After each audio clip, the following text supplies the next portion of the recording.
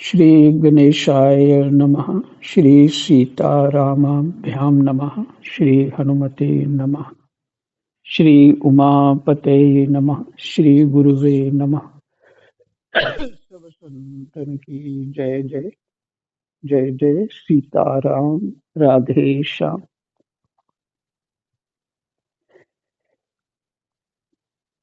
कृष्णाय वासुदेवाय हरे परमात्मने प्रणतः क्लेशनाशाय गोविंदाय नमो नमः। दशम स्कंद चल रहा है हमारा और वेद स्तुति है।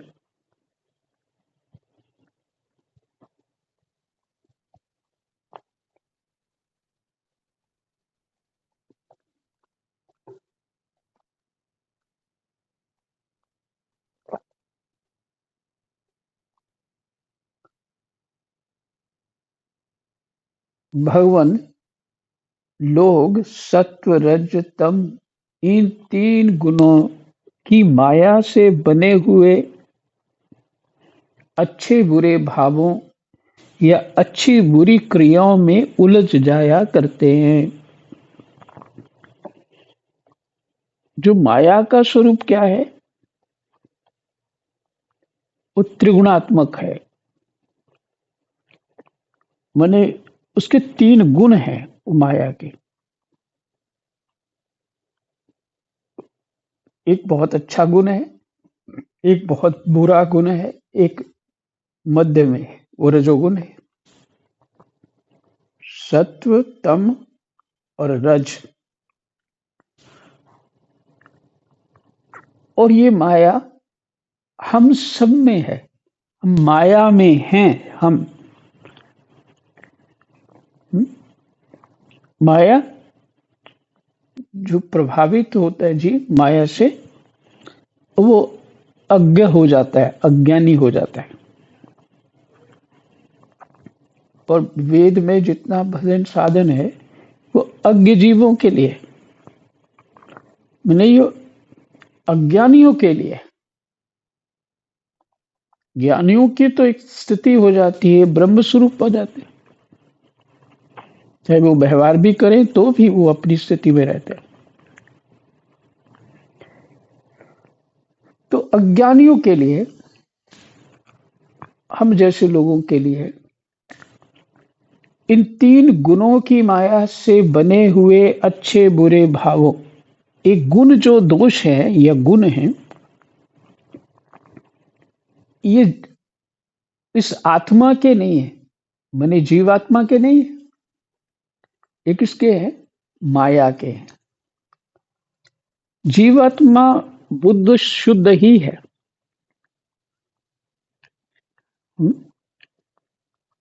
ये दोष माया के हैं, अच्छे बुरे भाव, माने तुम में नहीं है।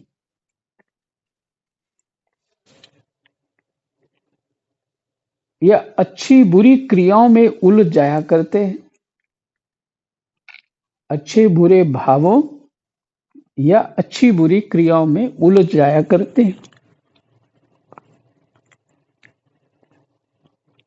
परंतु आप तो उस माया नटी के स्वामी, ये वेद कह रहे हैं,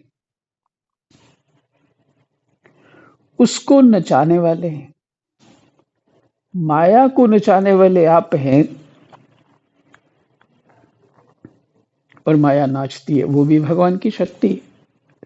इसका तात्पर्य यह है कि उनको नचाने वाले माने आप उनसे, माया से परे है, माया आपके अधीन है। माया आपको किसी तरह का प्रभाव नहीं दे सकती। भाव ये है। लेकिन जीव को माया प्रभावित कर देती है।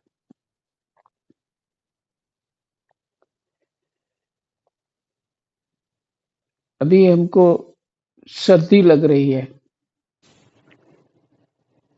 तो सर्दी लग रही है, ये माया है।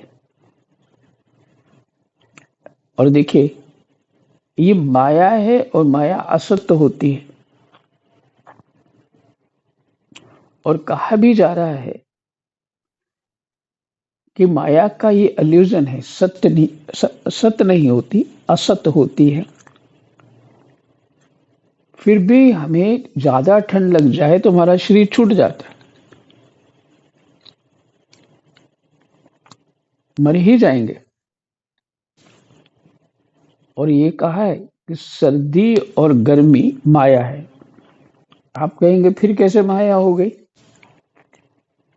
फिर कैसे इल्यूजन हो गया, जब मार ही देती है।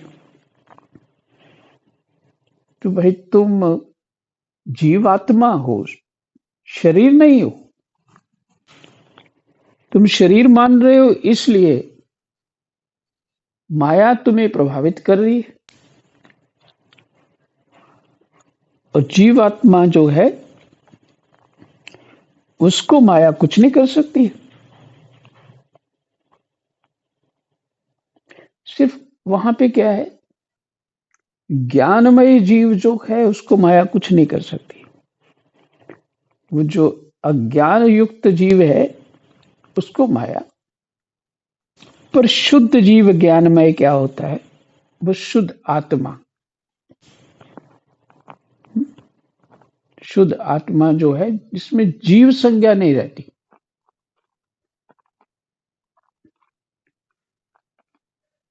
जीव संज्ञा जो है एक कारण शरीर से है।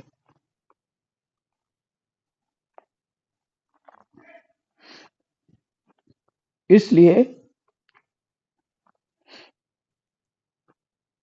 हमारा शरीर ही माया है। हमारा ये शरीर ही हमको जो इंद्रियां इंफॉर्मेशन देनी है वो सही नहीं दे रही है। आंख दिखा रही है, जो भी दिखा रही है वो सही नहीं है। आप तो कहेंगे नहीं ठीक दिख रहा है, इधर दरवाजा है उस खोलेंगे तो उधर से जाएंगे, दीवार में नहीं घुस रहे हम। ये बात नहीं। जैसे भगवान सूर्य जो है, एक तो बाहर रहते हैं और एक हमारी आंख के भीतर रहते हैं। और दूसरे दूसरे ढंग से वो अग्नि रूप पूरे शरीर में है, आंख में रहते हैं, जो हमें सब कुछ दिखता है इस सूर्य भगवान से दिखता है, वो हमारी आंख के भीतर है। उसी तरह ये माया जो हमारे भीतर और बाहर हो गई है। इसलिए यही कारण है कि हम ठीक से जो उस इल्यूजन को ही देख पाते हैं, उसी को सत्य मान बैठते हैं। इसलिए अध्यात्म चिंतन माने जीव ब्रह्म क्या है, माया क्या है, इसको जानना अनिवार्य है। वो जो परमात्मा में ही लग जाते हैं, फिर उनके लिए मात्र शरीर एक उपयोग का यंत्र रह जाता है, उपयोग करता है बस। इसकी तरफ ध्यान नहीं होता कुछ भी होने पे। वो इसी साधक इसी जन्म में ही पा लेता है ऐसी स्थिति को। तो महर्षि रमन, वो दूर की बात नहीं, उन्होंने ऐसे किया था।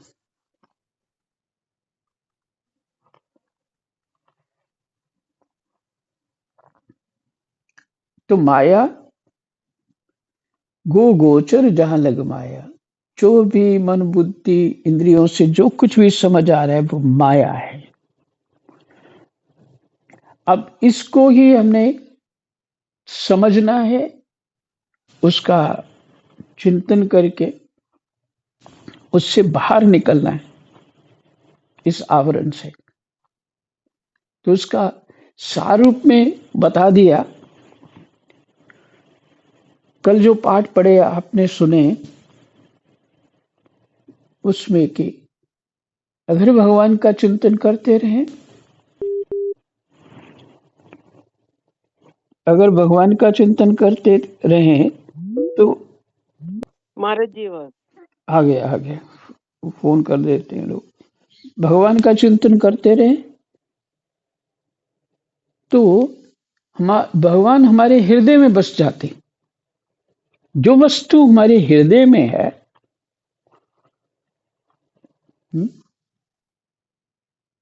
वही रूप हम हो जाते हैं। इसलिए ये सावधानी करनी है। राग आपको इतना नहीं मारता जितना द्वेष मारता है। कि जो द्वेषी, जिससे द्वेष हो जाता है ना किसी भी कारण से, वो हमारे हृदय में आ जाता है।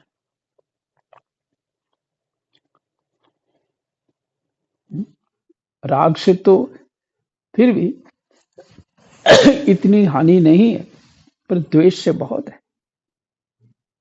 इसी से डरना है, द्वेष से, क्यों वो हृदय में आता।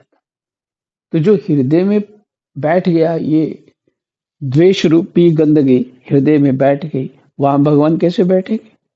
क्योंकि वो कैसे बिठाई हमने, हमारी बुद्धि ने वैसा चिंतन किया, हमारे मन ने वैसा मान लिया और उससे द्वेष हो गया और वो आ गया। और जब ये सत्संग सुनते हैं, संतों का संग होता है, कोई भगवत कृपा होती है, तब ये सब कुछ हो पाता है। फिर जीव को भगवान के सत्संग में रुचि होती है और उसकी बुद्धि शुद्ध होने लगती है। और जब बुद्धि शुद्ध होने लगती है तो उसको सुख आता है, उसको हृदय में कुछ बल मिलता है। जितना वो ठीक समझ पाता है उतना वो निर्भय भी हो जाता है और हृदय में प्रसन्नता आने लगती है। जो इतने तरह की कल्पनाओं से पहले वो डर रहा होता है, वो अब निर्भय होने लग जाता है कि समस्या तो कोई है ही नहीं यहाँ पे, मैं तो एक स्वप्न ही देख रहा हूँ, कुछ है नहीं है। तो इसके लिए ज्यादा अपनी बुद्धि, मन को दुखी करना या इसमें पच मरना, इन सब बातों में कोई सेंस नहीं बनती है। तो उसको धीरे धीरे धीरे ये विवेक होने लग जाता है और अपनी जो स्थिति होती है उसी में प्रसन्न होने लग जाता है। कब होता है? भगवत कृपा से सत्संग, शास्त्र, गुरु प्राप्त हो जाते हैं।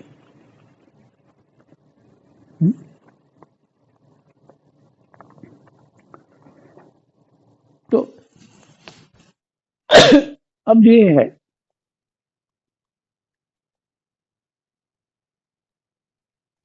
इसलिए ये वेद कह रहे हैं, इसलिए विचारशील पुरुष आपकी लीला कथा के अमृत सागर में गोते लगाते रहते हैं, वेद कह रहे हैं। और इस प्रकार अपने सारे पाप ताप को धो बहा देते हैं।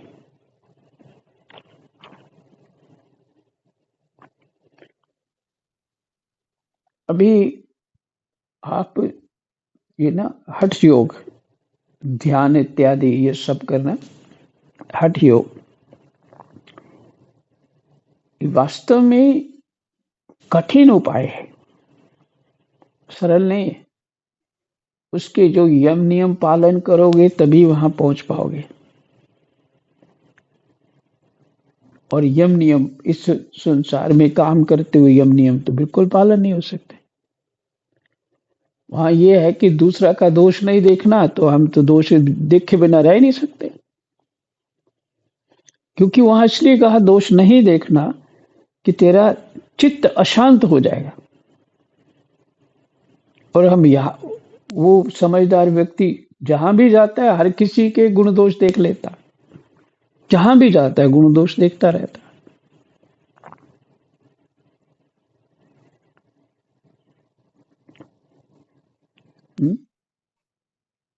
तो अपने जैसी बुद्धि होती, म्यूट हो गया।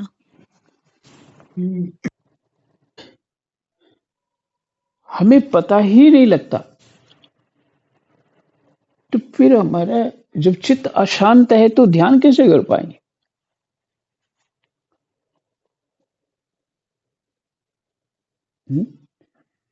तो खैर कोई युक्ति होती होगी, मुझे नहीं पता है, लेकिन जो शास्त्रों में जिस तरह से वर्णन है उस तरह से मैं बोल रहा हूँ। तो मैं उन युक्तियों में बहुत पहले उधर बुद्धि थी मेरी शुरू में, तो बाद में प्रभु कृपा से मुझे इस रास्ते पे लगाया कि सहज है बुद्धि का चलाना, माने इंद्रियां प्रवाह रूप पहले से ही चल रही हैं। आंख देख रही है, कान सुन रहे हैं, सर्दी गर्मी त्वचा स्पर्श कर रही है, जीवा स्वाद कर रही है, नाक स्मेल ले रहा है। इस सब जो मेरी ज्ञान इंद्रिय हैं वो काम कर रही हैं, इनका डाइवर्जन कर देना मैंने सिर्फ, ये ऋषियों के द्वारा ये वैदिक स्थिति है। जैसे वाल्मीकि के जो भगवान जी को घर बताए हैं उसी में वर्णन भी है सब। जो आपको भोजन कर अर्पण करके ही प्रसाद रूप में भोजन ले लेते हैं, उनके हृदय में बस ये जो आपको पटभूषण धरहि, जो आपको अर्पण करके वस्त्र इत्यादि जो भी वस्तु करते हैं फिर वो प्रसाद रूप में ले लेते हैं, उनके हृदय में बस ये केवल क्रिया मात्र नहीं करनी है, सुन लिया और कर दिया क्रिया मात्र नहीं, भाव पूरा होना चाहिए। भाव से पूरे मनोयोग से ऐसा किया जाए तभी लाभ हो। तो जो इस तरह का जीवन है जिनका उन्होंने प्रवाह अपनी इंद्रियों का मोड़ दिया परमात्मा की ओर, और जब ये प्रवाह परमात्मा की ओर मुड़ गया तो क्या हुआ, सहज में सारी इंद्रियां जो पहले अविद्या से सुख दुख पा रही थी, अब वो परमात्मा की भक्ति का सुख पाने लग जाता है, निश्चिंत होने लग जाता है, उसको आत्मविश्वास प्राप्त होता है और भगवान का आश्रय प्राप्त हो गया ना, तो सब कुछ हो जाता है उसका।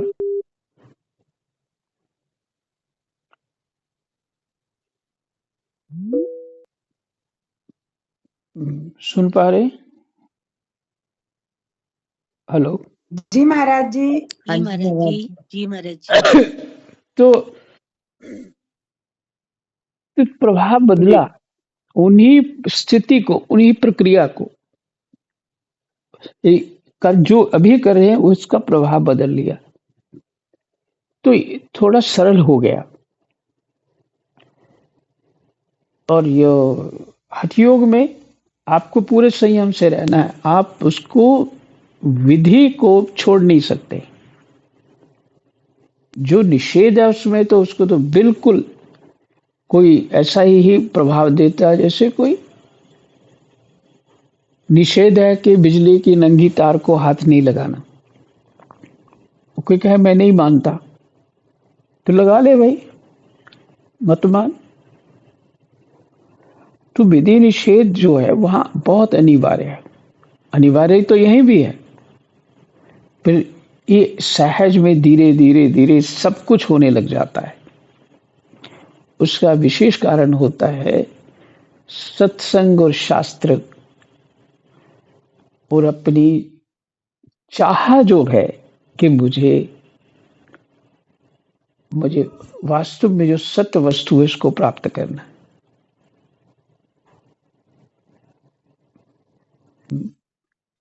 तो शास्त्र इत्यादि सुनेगा तो जिज्ञासा और बढ़ेगी और मनोयोग करने का बल प्राप्त होगा। और यदि व्यवहारों में ही बुद्धि लगाई रखी ज्यादा, इसलिए वहां पे वर्णन है नवधा भक्ति के छठ छेमी भक्ति, छठ दमशील विरति बहु कर्मा, निरत निरंतर सज्जन धर्मा। शमी भक्ति है दमशील, वो मनोग्रह, वो इंद्रिय दमन, वो आ गया। विरति बहु कर्म, बहुत जगह बुद्धि फंसाई रखी, बुद्धि ज्यादा काम करती, ज्यादा जगह फंसा लिया, बड़ा आराम है जी। तो सबसे व्यवहार बना के रखो। अरे यही तो अशांति है। व्यवहार क्यों बना रहे सबके साथ? ये काम आएंगे, कोई काम नहीं आएगा, कोई नहीं आएगा काम।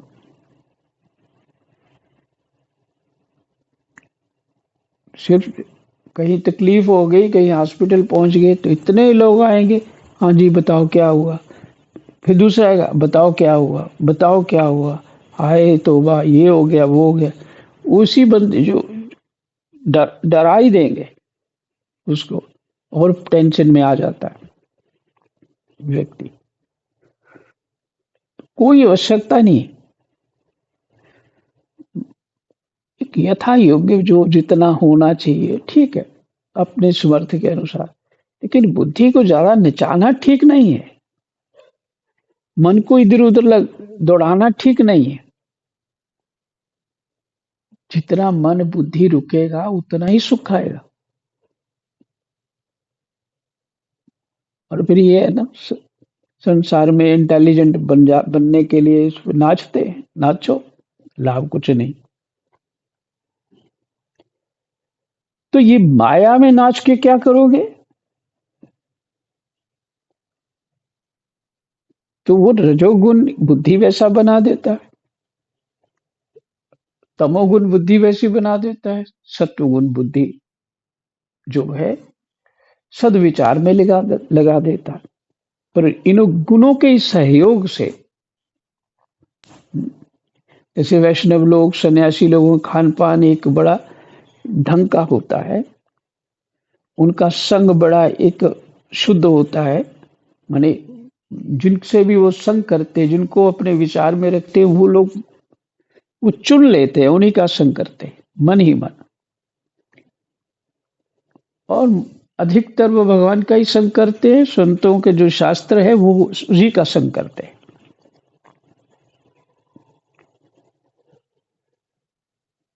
तो इस तरह से वो धीरे धीरे उस खोज में सफल हो जाते हैं।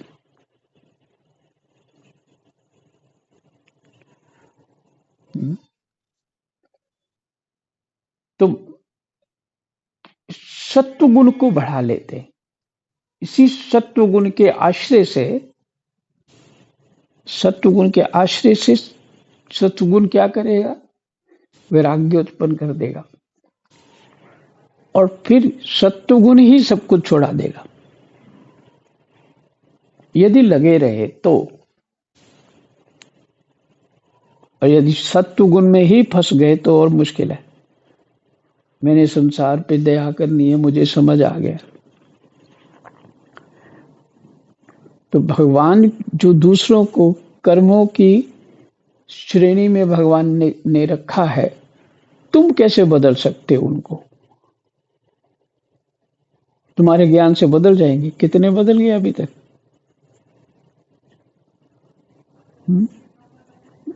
संभव नहीं है। और भगवान जिसको चुनेंगे वही इस रास्ते पे आएगा, और जिसके चित्त में चाह होगी भगवान उसी को चुनेंगे। खैर, समय क्या है? 10:30 11:30 होने वाले। फिर भी एक सेकेंड,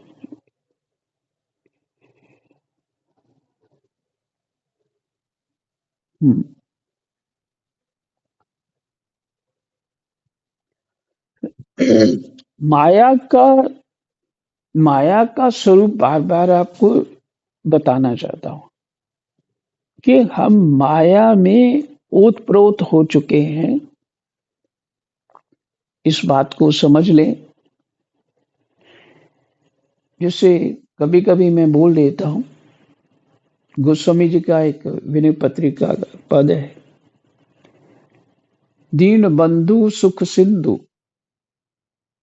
भगवान राम जी से प्रार्थना कर रहे हैं, दीन बंधु सुख सिंधु कारुणिक रघुराई, मन जरत त्रिविध जुर करत फिरत बौराई।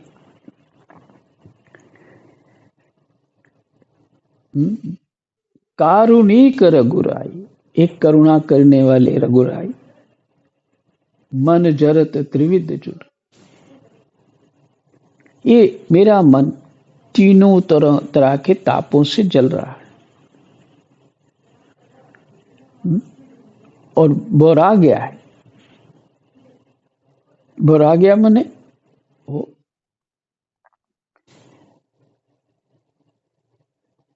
सदाई हो गया। ये स्थिति है हमारी, सदाईपना। अपनी तरफ से बहुत ही पकौड़ियां बना भरे जी, बड़ी अच्छी बन गई हैं, ये हो गया वो हो गया, मैं बड़ा सफल हो गया।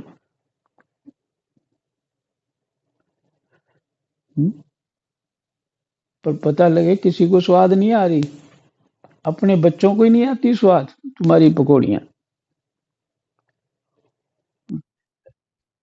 मैंने जो कुछ चाहा करते हो, पकौड़ियों का अर्थ है जो कुछ तुम उनके लिए करते रहते हो उनको वो पसंद ही नहीं आता, तो तुरंत बोल देते ये तो गलत है, ये ठीक है था ही नहीं।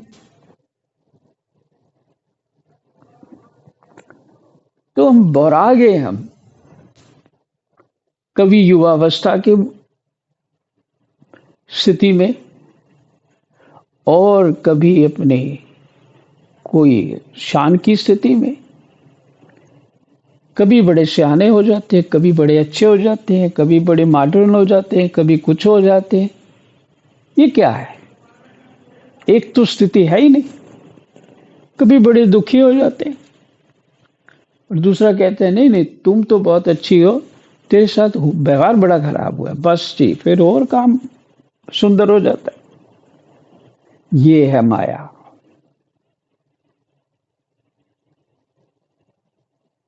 खैर मैं ज्यादा ही डीप चला गया, इतना नहीं जाना चाहिए था।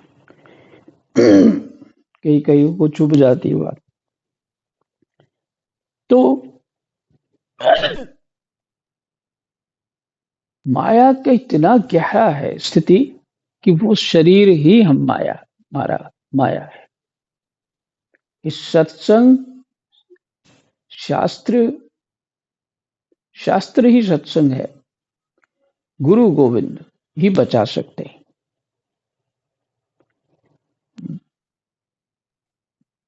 तो ना ये गुण आपके हैं, हम अपने मान लेते हैं, है नहीं। हम तो असंग हैं, हम तो आनंद स्वरूप हैं। जो भगवान का स्वरूप है वही हम है। ये है अहंकार की शुद्धि। जो भगवान का स्वरूप है वही हम है। लेकिन कह देना तो बड़ा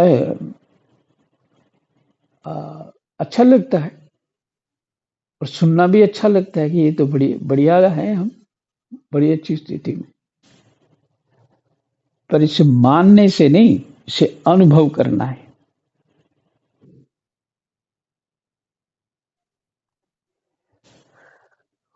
अनुभव करके उसकी प्रैक्टिस करनी है, तभी ये छूटेगा।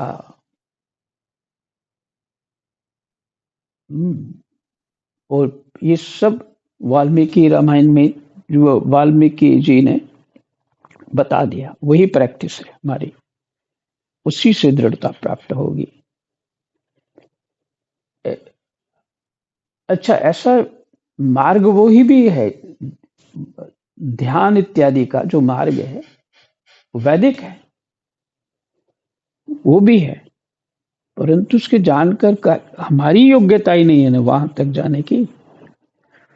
लेकिन उसकी एक सीमा है, वो भजन साधन का अंग है, एक सीमा है।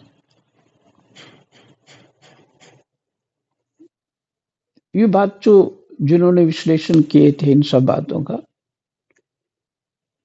उसकी गोपियों के प्रसंग में आया कि बड़े बड़े मुनि इत्यादि जिनके हृदय की उनके चरण का कोई एक नख भी देखना चाहते हैं, गोपियां तो उनसे लड़ पड़ती, उनसे लड़ पड़ती। मैंने वो पूछा कि कृष्ण को गुरुद्रोह में रखो, ये कहाँ चला गया तो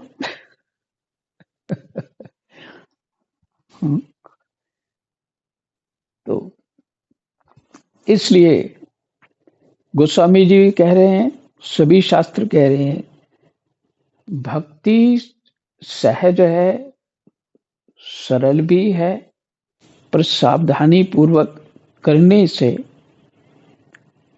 उसकी महिमा समझ में आती है, उसकी गंभीरता समझ में आती है। इसलिए सत्संग शास्त्र को नहीं छोड़ना चाहिए। लगता है इच्छा तो है बोलने की, ये फोन ही बंद हो जाएगा, मैंने ये टाइम खत्म हो जाए, शायद खत्म ही हो गए। जय जय सीताराम, राधे श्याम।